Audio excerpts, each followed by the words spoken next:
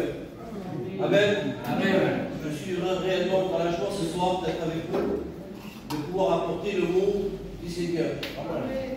Merci pour les chants cantiques qui ont enrichi le cœur à la présence du Seigneur. Peut-être que certains pourraient dire, on n'aurait pas besoin de prêcher.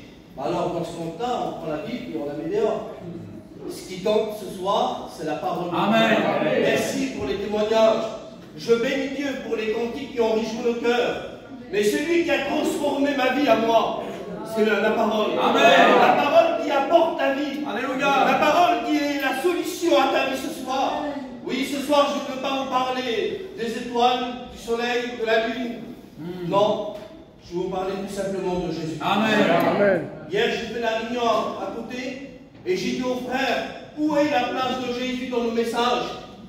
Lorsque Pierre a été baptisé du Saint-Esprit, lorsqu'il sort de la chambre d'hôte, bien sûr que peut-être vous allez dire, moi, mais il vient d'être baptisé du Saint-Esprit, il y avait le feu sur lui.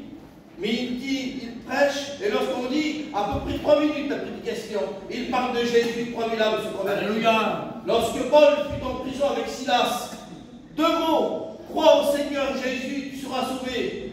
2 mots, une courte prédication, mais j'aimerais vous dire quelle efficacité pour changer la vie.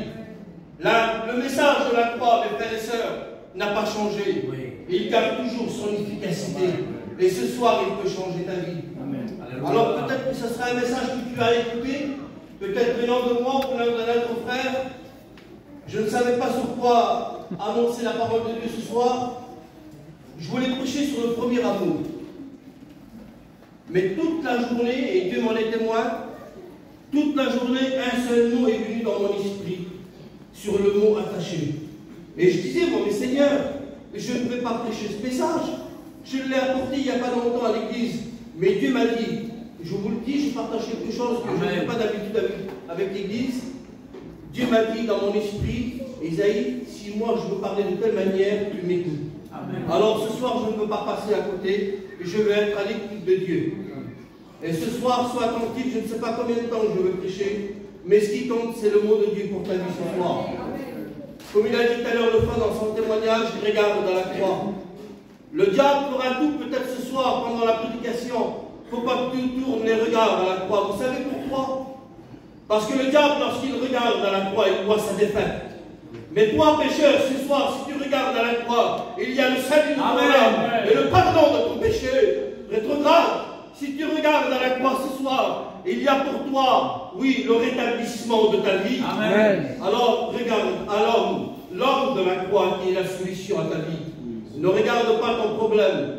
Peut-être qu'il est haut comme une montagne serrée, mais regarde plutôt la solution à ton problème, qui est le Christ. Amen.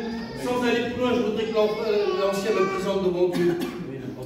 Seigneur, c'est une grâce que nous demandons ce soir. Merci, de Seigneur. sentir ta présence dans notre cœur. Parce que ta parole, Seigneur, va être prêchée.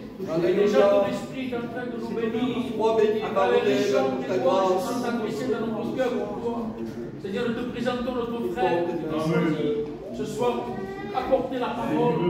Et nous te demandons de le bénir, Seigneur, de le saisir. Cette pensée que tu as mise dans son cœur, que cela porte par la foi au nom de Jésus. Et que l'auditoire soit béni de ta part. Au nom de Jésus. Amen. Amen. Gloire au Seigneur. Alors, j'ai pris un verset dans la Bible, ça se trouve dans Marc, chapitre 11. Lorsqu'il parle de Jésus, il envoie ses disciples. Il envoie ses disciples au village et il dit, vous trouverez un anneau attaché sur lequel aucun homme ne s'est encore assis dessus. Vous allez le détacher. Si quelqu'un vous dit, pourquoi faites-vous cela? Vous direz, le maître, il y en a besoin. Alors ils vont au village, ils voient la chose telle que le Seigneur leur a dit, et ils voient l'anneau attaché sur une poutre devant la porte. Ma version dit ça, d'autres versions dit autre chose. Mais il était attaché, puis lorsqu'ils vont le détacher, les gens disent, pourquoi faites-vous cela? Et les disciples répondent, comme le Seigneur a dit, le maître, il y en a besoin. Et le détachant, et puis il l'amène vers le Seigneur, il monte sur l'anneau, et puis il fait une rentrée triomphale à Jérusalem. Et je me suis arrêté sur le mot attaché.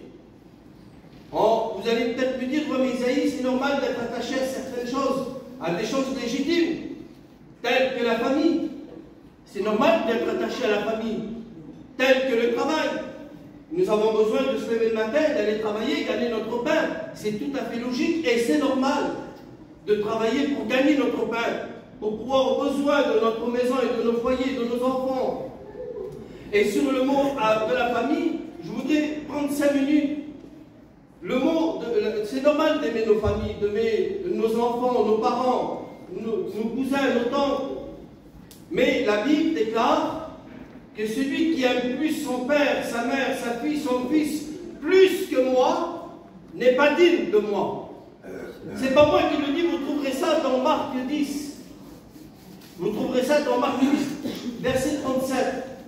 Alors qu'Isaïe est en train de nous dire qu'il ne faut pas aimer nos siens, non. Il faut aimer nos familles, nos enfants. Mais par exemple, je prends au moins l'exemple pour viser personne. Si mon père ferait quelque chose de malhonnête, ou s'il viendrait m'imposer quelque chose à moi dans ma vie personnelle, et que je vois que cette chose ne correspond pas avec la parole de Dieu, même si c'est mon père, je dois dire non. Amen.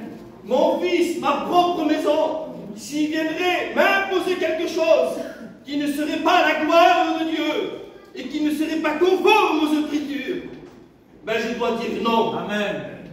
Parce que bien souvent on dit, je ne peux pas faire ça à mon fils, je ne peux pas aller reprendre mon père, je ne peux pas aller reprendre ma famille, je ne peux pas, c'est ma maison, Zinda, mon petit je l'aime, ma fille je l'aime, mais des fois de ne rien dire, c'est pas bon. D'accepter certaines choses dans notre propre maison, ce n'est pas bon. Alors, ça ne veut pas dire de ne pas les aimer, bien au contraire. Si on les avertit des dangers, ça veut dire qu'on les aime. Alléluia. Plus qu'on s'attachera à Dieu, plus qu'on aimera nos familles, nos enfants, parce qu'on leur dira la voie qu'il faut suivre avec une bonne moralité. Aujourd'hui, dans nos familles et même parmi notre peuple, il y a certaines choses doivent rentrer et qu'avant ils ne rentraient pas parce qu'il y avait du respect, parce que lorsque les anciens parlaient, ça portait et en face les jeunes respectaient. Mais aujourd'hui, on ne peut plus rien dire. Si on dit la chose, bien souvent la chose qu'on va dire, elle va être vraie, elle va être sensée, elle va être dirigée dans une bonne direction, mais parce que c'est la vérité, et bien souvent la vérité dérange. C'est vrai. Si je vais dans ma famille dire quelque chose que je vois que la Bible me dit c'est pas bien ce qu'ils font et que je vais leur dire c'est pas bien ce que vous faites, je vous le dis, c'est vrai parce que je l'ai vécu il n'y a pas longtemps, ben on est mal vu. Et Paul dira, suis-je devenu votre ennemi à cause de la vérité? Croyez-moi, bien souvent il faut dire les choses, pas pour tuer, pas pour dire la vérité pour tuer, non, mais dire la vérité dans l'amour. Je t'aime mon frère, mais ça va pas. Mais je t'aime. Tu viens, tu manges à table avec moi, mais ce que tu fais, c'est pas bien. Ce que tu as dit, ça ne va pas. Ce que l'acte que tu as commis, ça ne correspond pas avec la parole de Dieu. Allez dire la chose, mais dans l'amour, pas pour tuer. Dire les vérités, mais toujours dans l'amour.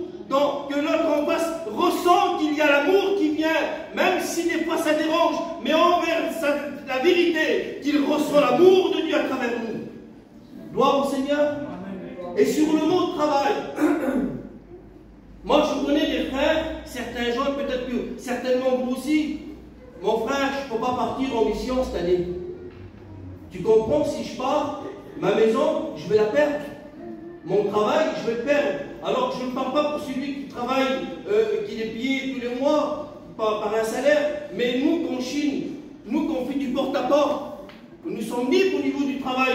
Le porte-à-porte que je fais ici dans la région de Montpellier, je peux le faire aussi ailleurs.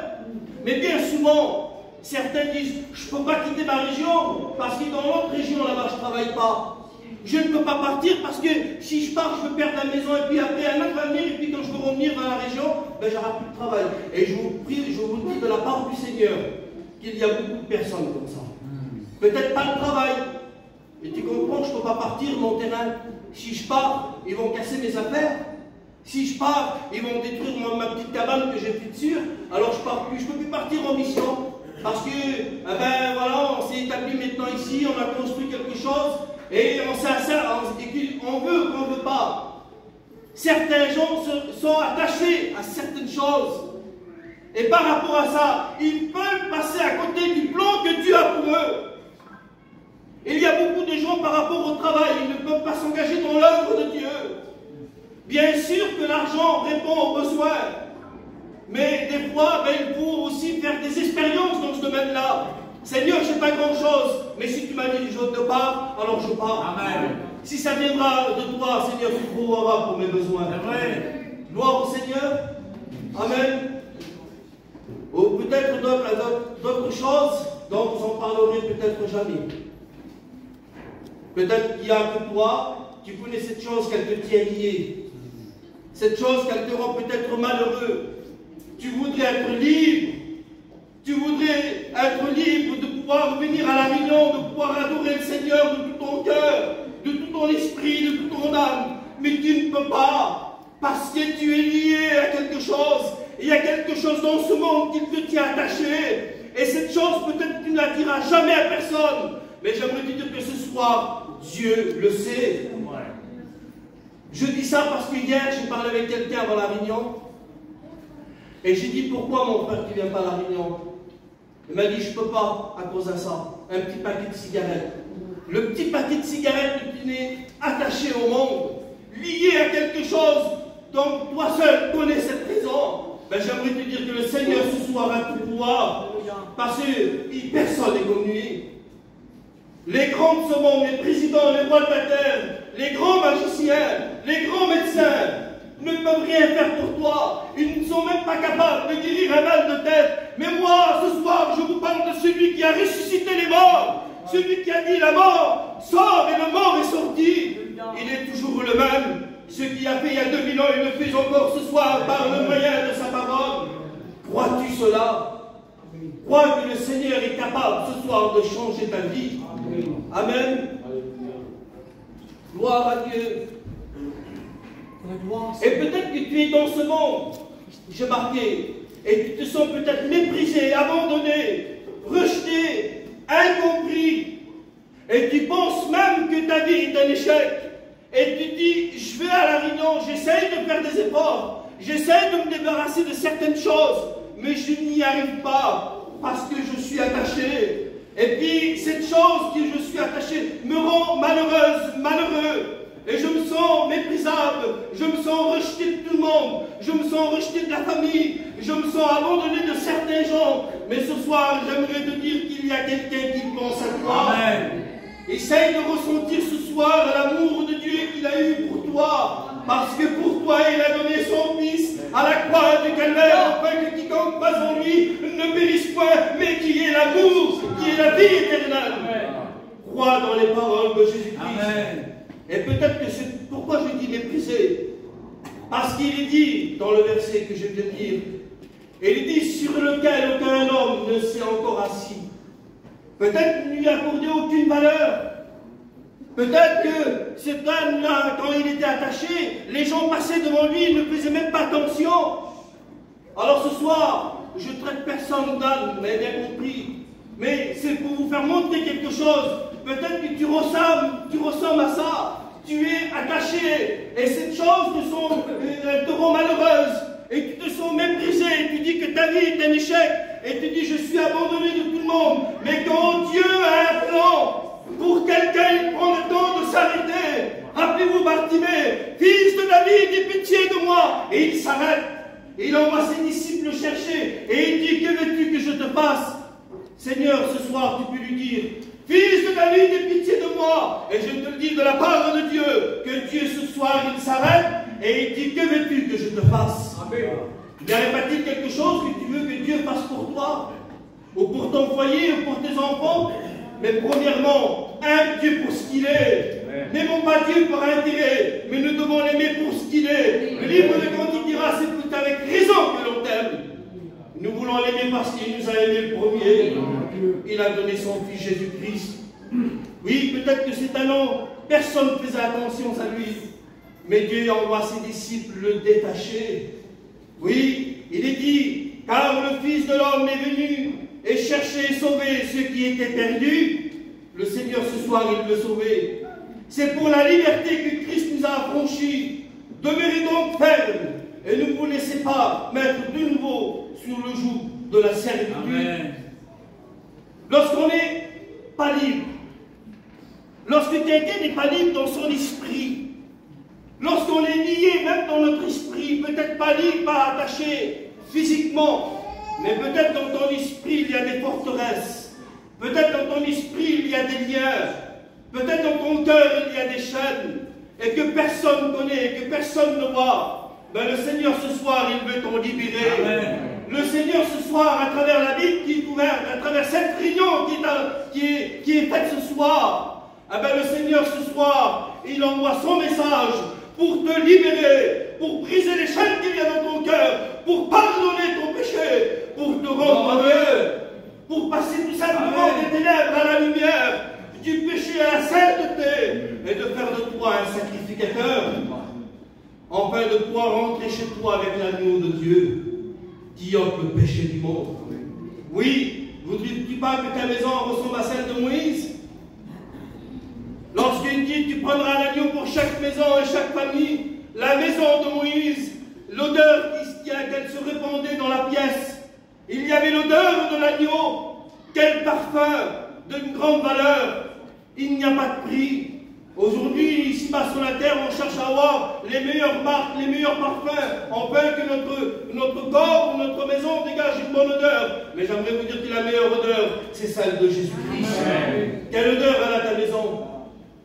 Quelle odeur elle a ton foyer? Quelle odeur dégages-tu lorsque tu rentres chez toi? Est-ce que tu vas apporter l'agneau? Ou est-ce que tu vas apporter le lion? Est-ce que tu vas apporter la misère chez toi? Est-ce que ta maison même dégage l'odeur du péché? Est-ce que tu veux apporter l'amour ou tu veux apporter la division? Est-ce que tu veux apporter le salut ou est-ce que tu veux apporter la mort? Ce soir, ce n'est pas compliqué. Il y a un choix à faire. Amen. Et je te le dis de la part de Dieu, choisis la vie. Afin que tu vives. Amen. Amen. Oui, quand Dieu a un plan, il change la vie. Il prend le temps de s'arrêter. Il envoie les disciples détachés. Isaïe, est-ce qu'il y a un homme dans la Bible que Dieu a changé sa vie? Est-ce qu'il y a un homme dans la Bible que tu peux prendre comme exemple? Oui, j'aimerais vous dire de la part de Dieu, oui. Il y a un homme que Dieu a changé sa vie. Un homme qui n'était attaché aux traditions. Un homme qui n'était attaché à ses coutumes. Un homme qui n'était attaché à ses lois. Un homme qui n'était attaché à ses pères. Un homme qui n'était attaché à ses terres. Un homme qui n'était attaché à sa patrie. Et c'était Saul de Tarse. Saul de Tarse connaissait la Torah par cœur. Il persécutait les chrétiens. Il mettait même les chrétiens en prison. Il menaçait même la mort, encore la Bible déclare. Mais lorsque Dieu a un plan pour quelqu'un, il brise les chaînes. Amen. Lorsque Dieu a un plan pour quelqu'un, il change la situation. Amen. Lorsque tu penses que pour toi c'est trop tard, j'aimerais te dire de la part de Dieu, pas pour lui. Si c'est trop tard pour toi, je te le dis de la part de Dieu, pas pour lui. Alléluia.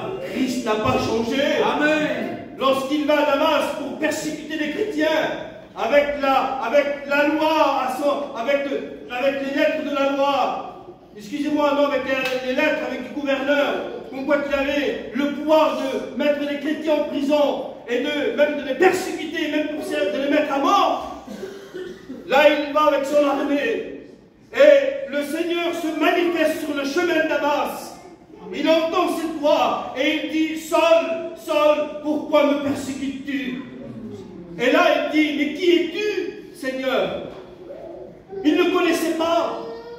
Et il dit, mais qui es-tu, Seigneur? Et il dit, je suis Jésus que tu persécutes. Je te le dis de la part de Dieu.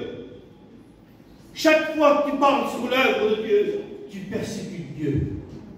Chaque fois que tu parleras sur un serviteur, ou que tu calomnieras quelqu'un, et tu apporteras un faux témoignage sur un frère ou sur une sœur, tu persécutes le Christ. Pourtant, ce n'était pas le Christ qui persécutait. Littéralement, c'était l'Église. Mais Jésus dit, je suis Jésus qui persécute. À chaque fois que tu parleras sur un serviteur de Dieu, sur une chrétienne, sur l'œuvre de Dieu, c'est à Jésus qui persécute. Alors, faisons attention lorsque l'on parle. Faisons attention des fois les choses qu'il ne faudrait pas trop entendre. Restons attachés au Seigneur Jésus-Christ. Bien souvent, Il y en a qui quittent les choses de l'église, je n'ai pas d'autre mot, et on ne sait pas pourquoi. Peut-être qu'ils sont attachés à des coutumes encore. Ah, moi, ça ne me plaît pas comme tu fais. Moi, avec nous, c'est pas comme ça. Alors, je sors de l'église. Non, que nous ne soyons pas décalés. Il faut rester attachés à notre assemblée. Je ne sais pas pourquoi je dis ça en vérité. Mais restons attachés au Seigneur Jésus-Christ et restons fidèles à l'église de Dieu. L'église, le corps du Christ n'est pas divisé. Bien que dans la ville de Montpellier, il y a plusieurs églises locales. Mais il y a une seule église, nous l'avons écouté il y a quelques semaines en arrière. Il y a une seule église. Et je veux rester attaché à Jésus-Christ et rester fidèle à mon assemblée. Je ne veux pas quitter mon assemblée comme c'est la coutume de quelques-uns. Alors restons attachés au Seigneur Jésus-Christ. Même si le frère vient et qu'il te reprend, eh bien, vois envers lui un serviteur de Dieu qu'il t'aime. Amen. Gloire au Seigneur. Et puis là, je ne sais pas pourquoi j'ai dit ça, mais peut-être que ça vient du Seigneur. Et puis Paul, il dit, qui es-tu? Il dit, je suis Jésus qui persécute. Et puis là, il tombe aveugle de 3 jours. Et il dit, va dans la rue et rentre dans la maison. J'ai dit à un serviteur de prier pour toi. Et puis là, à ce moment-là, écoutez bien, lorsque Paul retrouve la vue et qu'il voit qu'il a été changé, qu'il voit qu'il a été touché par la grâce de Jésus-Christ, maintenant il devient disciple, lui qui va à Damas pour mettre les chrétiens à mort, et il est là en train d'annoncer le message de la croix. Il se retrouve même dans une maison. Et lorsque j'ai lu ça, j'ai été béni par Dieu. Et il se retrouve là avec les disciples, quelques disciples de Damas, et les Juifs cherchaient à le tuer. Et puis là, les disciples le mettent dans une corbeille, écoutez bien, ils le mettent dans une corbeille pour le descendre le long de la muraille. Et ce soir-là, mes frères et sœurs, si les Juifs avaient trouvé la corbeille avec Paul à l'intérieur, qu'est-ce qu'ils auraient dit, les Juifs? Ben, pour nous, Paul, c'est un traître, car il a failli à sa parole.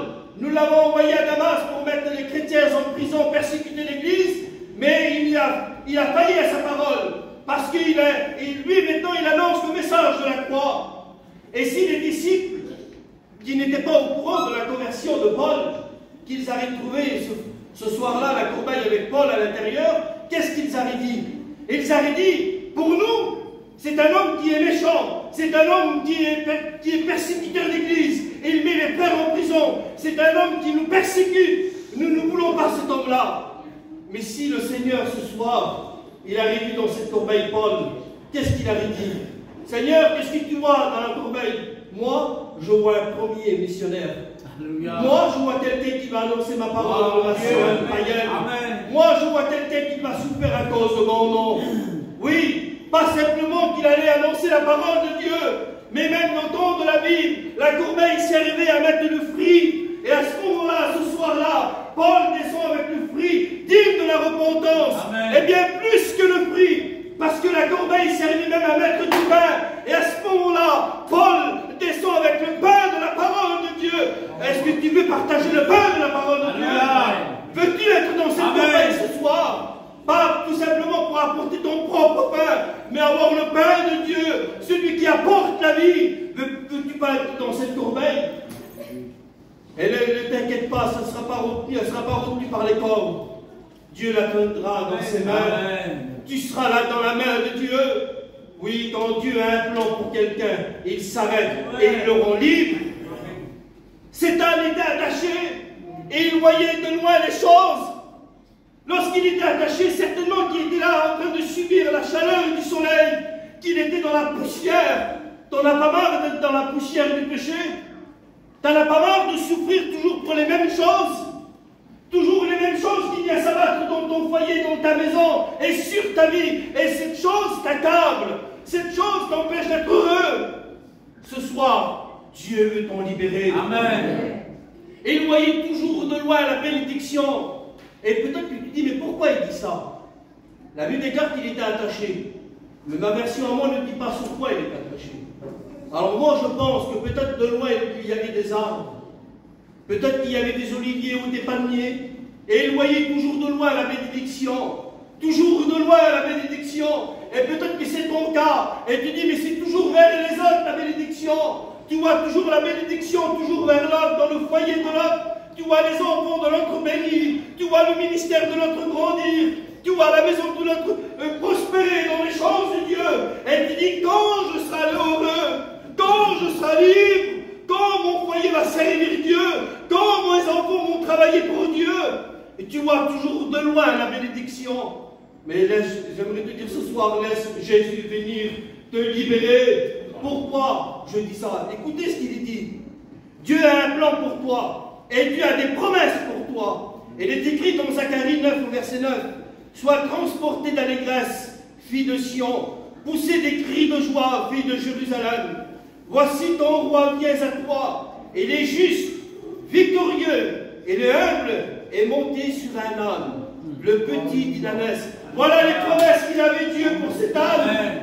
Voilà la prophétie qu'il y avait pour cet âne. Et Dieu a des promesses pour toi. Lorsqu'il rentre en Jérusalem avec cet âne, les choses qu'il voyait de loin, parce que Jésus était sur lui, parce qu'il portait le Christ, il voyait les bénédictions de loin.